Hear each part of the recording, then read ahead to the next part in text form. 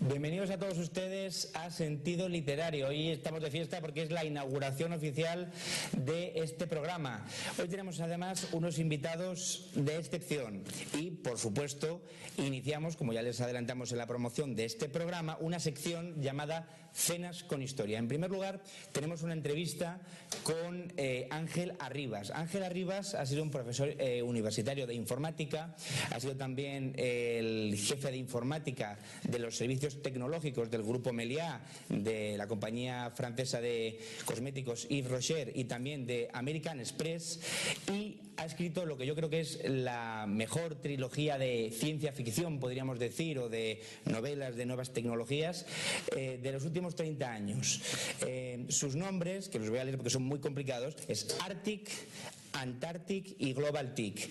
Aunque el título suene desconcertante y es un poco extraño, yo en serio les animo a todos ustedes a que vean la entrevista y comprendan por qué les digo esto. En segundo lugar, vamos a entrevistar a un joven de 23 años que desde hace ya un tiempo ha compuesto varias óperas y varios trabajos poéticos, y nos va a comentar esa dificultad que existe en la gente joven de publicar, de publicar escritos, y sobre todo cuando se trata de algo tan complicado como publicar poesía o llevar a cabo una ópera, con lo cual es mucho más complicado que una novela o cualquier ensayo, ¿no? Y además, con nuestra compañera Ollane Esparza, en esa sección Cenas con Historia, vamos a descubrir lo que es el concepto de la restoteca y a conocer cuál es la simbiosis entre restaurantes, comida y literatura. Así, en primer lugar, parece que no la hay, pero la hay. Y si yo fuera ustedes, no me lo perdería, claro, que voy a decir yo. Así que, sin más dilación, empezamos.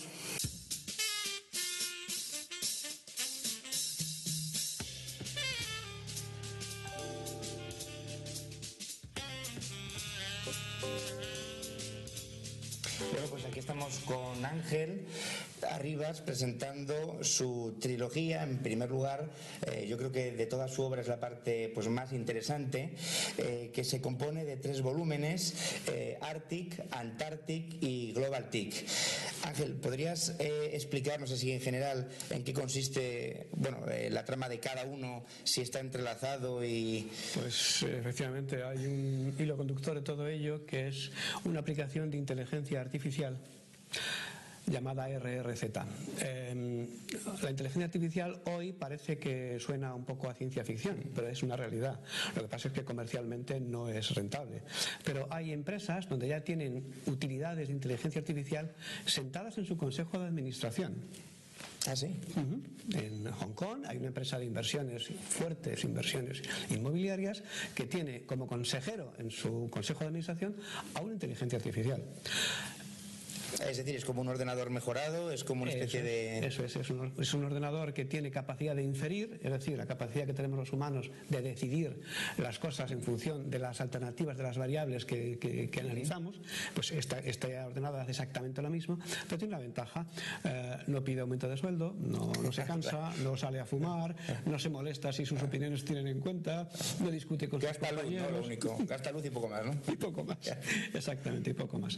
Bueno, pues RRZ es el hilo conductor de estos 3 libros, ¿no? De la saga RRZ. Que es una empresa informática o una multinacional. Sí, es una empresa informática. Arctic es una empresa informática, el arte de la tecnología, de la información y la comunicación, Arctic, y son los creadores de RRZ. Ellos deciden contratar a Ramón Ríos Zabaleta, que es quien da nombre con sus iniciales a este ingenio, para que desarrolle precisamente esta aplicación. Y Ramón Ríos, el día que presenta esto al gran público, en un salón importante, de un hotel importante de la capital de las Españas, pues ve con admiración cómo su ingenio deslumbra la concurrencia. Hay que decir que RRZ nace para ser la formación más adecuada, el ocio más divertido, pero no el ataque más devastador, que es en lo que lo van a convertir. Claro. De manera que cuando los concurrentes a esta reunión observan las capacidades de juego que tiene RRZ y le proponen un escenario bélico cuasi real, RRZ los deslumbra porque da la iniciativa al enemigo y simplemente anula sus defensas electrónicas y lo deja inerme. Siempre gente con buenas intenciones, ¿no? Siempre con buenas intenciones. Siempre átomos para la paz, ya sabes. Claro, sí. Nosotros tiramos una bomba atómica pero para acabar la guerra, ¿verdad? Bueno, pues con esas intenciones, siempre con buenas intenciones. Claro. En cualquier caso, RRZ es robado, desaparece y esta es la intriga del primer volumen. Al final, lógicamente, aparece y ya se descubren más o menos las razones que no las personas que lo han robado, y en la segunda parte, en Antarctic... Bueno, eso quería decir que es una cosa muy curiosa, que además el libro, bueno, versa sobre que el rey Juan Carlos abdica en el actual rey, y bueno, luego el rey es secuestrado, el actual rey, pero es muy curioso porque este libro se escribió unos meses antes de la abdicación real, el año pasado, y se publicó una semana antes de la abdicación. Eso es. Dudamos si también tienes algún tipo de inteligencia artificial o algún tipo de fuente informática para darte, no sé, para entender eso. Hicieron una entrevista en una emisora de Cataluña, me preguntaron lo mismo. Es un poco repetitivo. Me dijeron que qué opinaba yo entonces del proceso. Le dije que yo no era profeta ni mucho menos y que simplemente la abdicación de Juan Carlos era cuestión de tiempo. Claro. En mi opinión se veía venir. Lo que no sabía es cuándo. Coincidió, es buena coincidencia, digamos, afortunada, pero coincidió, pues eso, que en esos días pues ocurrió. En el libro dice que en la primavera de 2014 el rey Juan Carlos abdica en favor de su heredero, pero era una simple coincidencia, ¿no? Y lo de que es secuestrado todavía puede ser, ¿no? Sí, la verdad es que es secuestrado. De hecho, el subtítulo es el secuestro de Felipe VI. Lógicamente RRZ contribuye, la policía no tiene pistas de ningún tipo, y RRZ con sus capacidades de rastreo electrónico pues contribuye a resolver el misterio. No sé si puedo contar mucho más, pero la verdad es que el trasfondo de esta historia es muy interesante. Aquí hay mercenarios internacionales, hay espionaje industrial, igual que la primera parte, se descubre quiénes están detrás del secuestro inicial y del robo inicial de RRZ.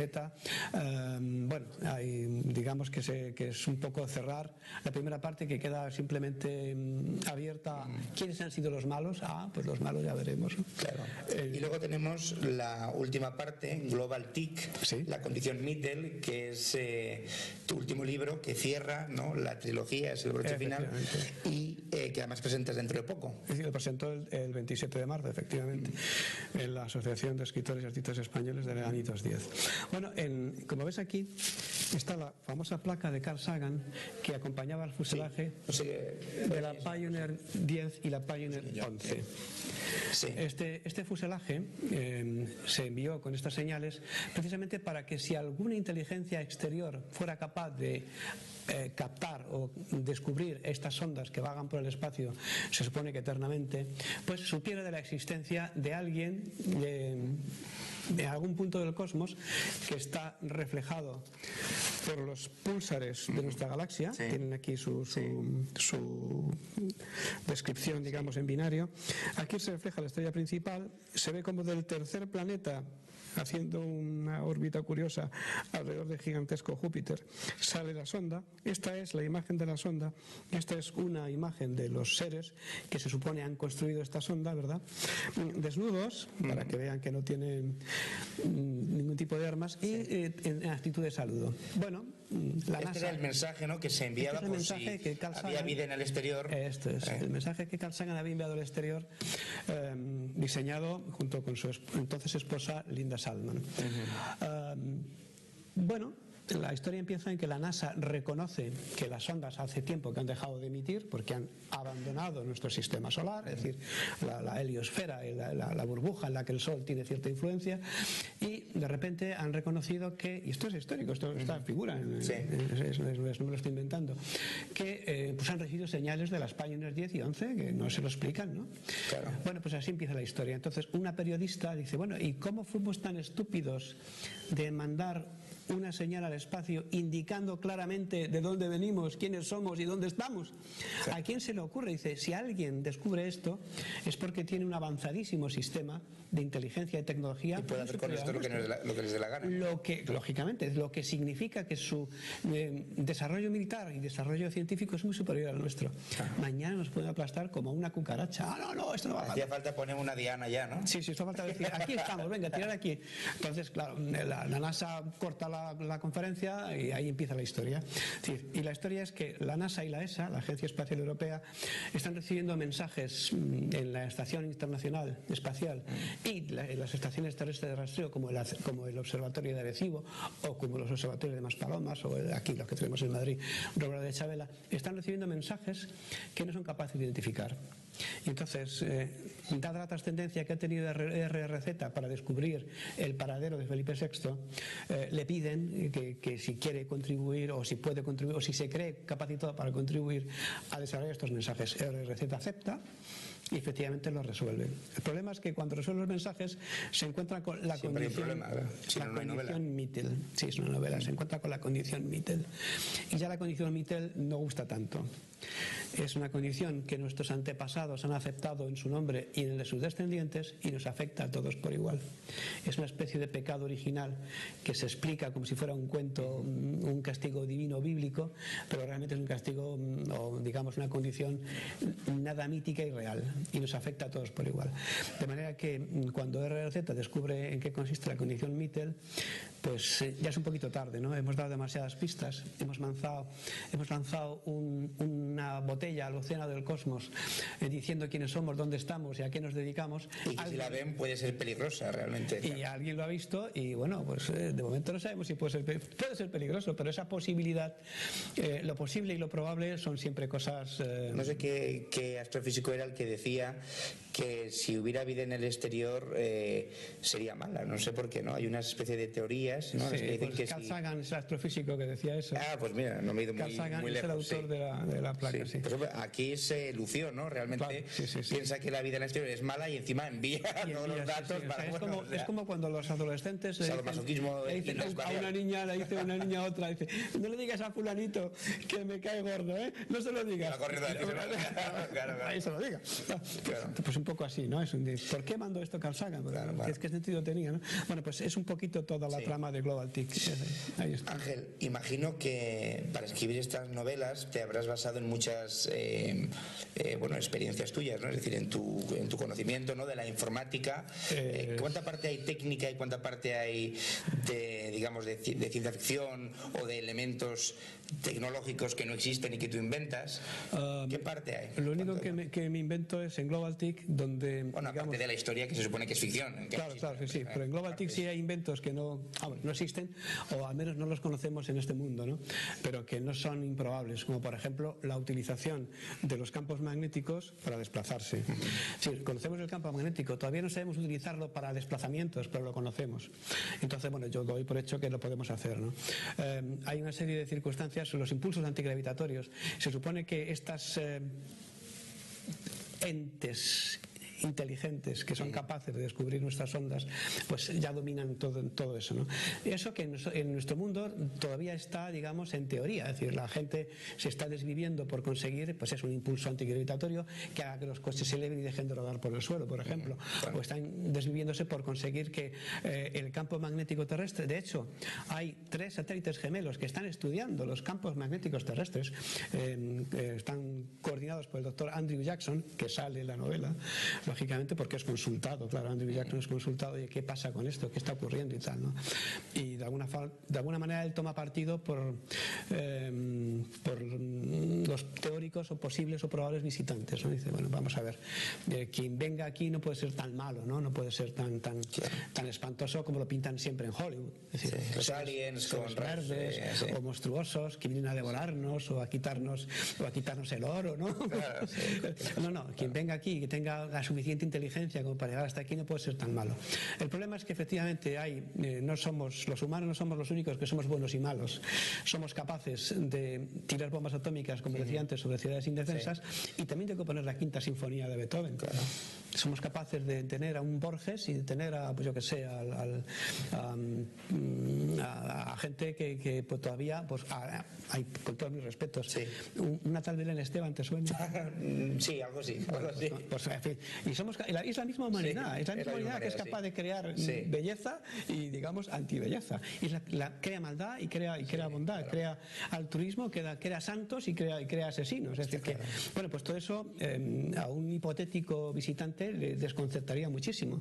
Sobre todo cuando después, en las siguientes sondas que envió Carl Sagan, con más diseños y más sofisticados, envió un disco de oro con lo que llamaba los sonidos de la Tierra. Y ahí figuraban pues, 80 composiciones representativas de todo el género humano, ritmos andinos, africanos, asiáticos, flauta, la quena, guitarras, por supuesto conciertos filarmónicos y conciertos de orquestas de 80 profesores. Para que los que lo recibieran se hicieran una idea del conjunto. Y tenía pues despegues de avión, trenes en marcha, cosas así. Pajarillos cantando, cualquier cosa. Pero había una cosa interesantísima y eran los pensamientos de entonces su esposa, porque se casó otra vez, de Anne Druyan, que todavía vive. Carl Sagan murió, pero Anne Druyan, su viuda, todavía vive, que también sale. En los pensamientos de Anne Druyan, ella fue a un hospital en Nueva York, ahí le hicieron un programa específico para convertir sus ondas mentales en grabaciones, es decir, algo que pudiera ser susceptible de ser grabado en un disco. Y entonces estas ondas sonoras, estas ondas mentales de Anne Druyan son detectadas también. Entonces imagínate alguien que sea capaz de descubrir esto y vea, por un lado, lo que somos capaces de hacer, por otro lado, las propias paradojas en las que incurrimos la humanidad, y por otro lado, los pensamientos de una única persona, una mujer, género femenino, ¿vale? Y se dé cuenta de dos cosas. Nosotros somos humanos placentarios, y mamíferos, pero en la Tierra también hay mamíferos no placentarios, que son los marsupiales. No nacen de placenta, no nacen digamos en unas condiciones de 9 meses en el vientre materno y luego son inermes y no son capaces de moverse. Al contrario, nacen digamos muy prematuramente, pero se pueden mover hasta el punto de que suben hasta la marsupia, hasta la bolsa de la mamá. El ejemplo más típico es el canguro. Pero hay otros muchos animales marsupiales que no son canguros, es decir, como el osito koala o como el famoso lobo marsupial, al que llaman tigre marsupial, ¿verdad? Y lo están exterminando. Y hay un montón de animalitos, mamíferos, todos ellos, que son marsupiales. ¿Por qué tiene que ser solo la raza humana mamífera placentaria? También puede haber personas que sean mamíferas, pero no placentarias, marsupiales. Son las dos formas que conocemos de momento. De manera que estas inteligencias entran un poco en conflicto, y el resultado de todo esto es que deciden visitarnos para ver si de verdad somos conscientes de cumplir la condición Mitter o no. Y ahí viene ya todo el secreto. Toda la trama está ahí. La condición Mitter, ¿qué es? ¿En qué consiste? ¿Por qué? ¿En qué incurrimos? ¿Qué pasa si no la completamos, si no la respetamos? Etcétera, etcétera, etcétera. Y RRZ siempre está un poco al margen, ¿verdad? Es el hilo conductor, pero no es el protagonista absoluto. Los protagonistas son siempre las personas. Pero RRZ está un poco al margen de todo esto, pero digamos que va aportando sus conocimientos, su inteligencia, su capacidad de inferir, sin dejarse influir. Él presume de que no es humano. Usted tiene no sé qué, dice, no, yo no soy humano. Dice, usted no tiene sentimientos humanos. Dice, no tengo ningún sentimiento humano. No es capaz de sentir piedad o compasión. Dice, eso sí. Dice, lo que no soy capaz de sentir ni odio, ni rencor, ni envidia. Dice, esos son sentimientos puramente humanos. ¿Estará de acuerdo? Pues sí. Cualquier ser vivo puede tener compasión o puede tener amor. Bueno, todo este tema, ¿no?, de la inteligencia artificial y todo eso, pues realmente desata pues debates morales, filosóficos muy importantes, ¿no? A la hora de... Sí, pues el trasfondo efectivamente es ahí la por definir lo que es el ser humano, por contraponerlo a lo que es pues un robot o una máquina. A ver, claro, el concepto que hasta ahora tenemos de robot, máquina, pues el ejemplo más típico es un Terminator, ¿no? Y RRZ no es un Terminator, ni lo va a ser nunca, no se va a convertir jamás en Skynet, no va a hacer eso. Entonces, ni va a atentar, no es un... Vamos, que rompe un poco el mito de todo lo que hasta ahora tenemos sobre las máquinas pensantes y capaces de tomar decisiones que antagónicas del ser humano. No tiene por qué, no necesariamente, ¿no? Sí. Ángel, una pregunta rápida antes de irnos a la publicidad. Hay una frase que es repetida de distintas formas por filósofos, por teólogos, por astrofísicos incluso, astrónomos, que dicen que por definición otro universo no es cognoscible, por definición. ¿Qué opinas de eso? Sí, brevemente antes de irnos a publicidad. Las teorías, desde que se inventaron las matemáticas, las teorías tienen que ser demostradas. No basta con ser enunciadas. Entonces, hasta el momento no podemos... Decir que no es cognoscible es como decir que sí lo es. Decir que hasta sí que lo no se muestre una cosa o la otra son teorías. Claro, es que hasta el momento no podemos mostrarlo, ni que sí, ni que no. Mientras no se pueda probar, sigue siendo eso, una hipótesis, una teoría, un pensamiento tan respetable como cualquier otro. Pero RRZ precisamente lo dice muy claramente: yo solo me baso en hechos probados. Claro, así es la ciencia, sí. Así es la ciencia, claro. Así es la ciencia. Es decir, cuestiónatelo todo, decía Carl Sagan. Cuestiónatelo todo, dice, pero procura averiguar la verdad. No basta con que digas, esto no puede ser, esto no puede ser, no. Esto, por esta y esta circunstancia, que ahora son inmutables, no puede ser. Y también hay que tener cuidado por contra, en la prensa salen muchísimas noticias científicas que son teorías o hipótesis que no se han sometido todavía al método científico, pero que parece que la gente, cuando hablas con ella, pues parece que ya lo dan por si fuera una teoría contrastada y tal. Y no, hasta que una teoría no es contrastada por el método científico, no es una no es ciencia, es una teoría o una hipótesis, no es ciencia. E incluso los científicos son el único colectivo que ha conseguido reconocer que estaban equivocados, plantearse nuevas preguntas y llegar a nuevas conclusiones y cambiar de parecer, cosa que ni políticos ni religiosos han hecho jamás. Claro. En palabras del propio Carl Sagan. Claro. Señoras y señores, vamos a publicidad y venimos enseguida.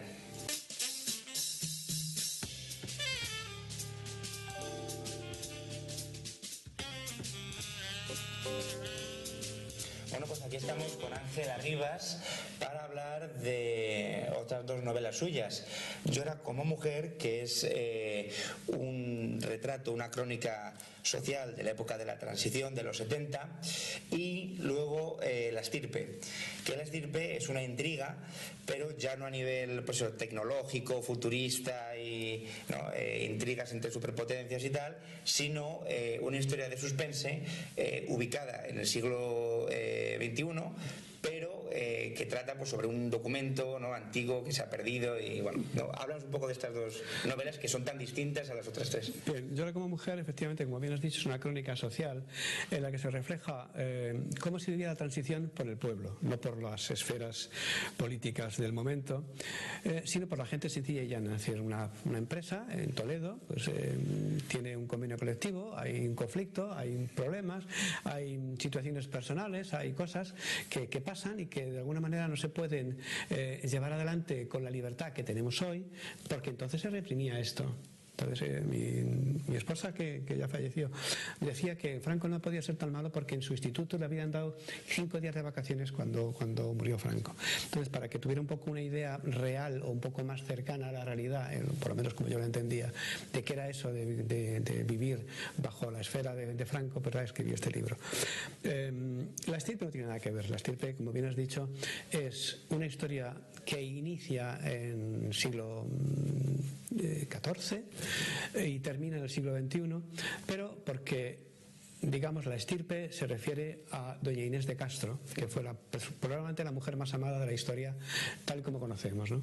Doña Inés de Castro, a las Cortes de Cádiz, y su esposo don Pedro I de Portugal fueron declarados como no matrimonio, como solteros. Por lo tanto, sus descendientes fueron declarados bastardos y se les privó el derecho de heredar el trono de su padre. se les privó de ese derecho. Bueno, pues los hijos de doña Inés de Castro fueron señores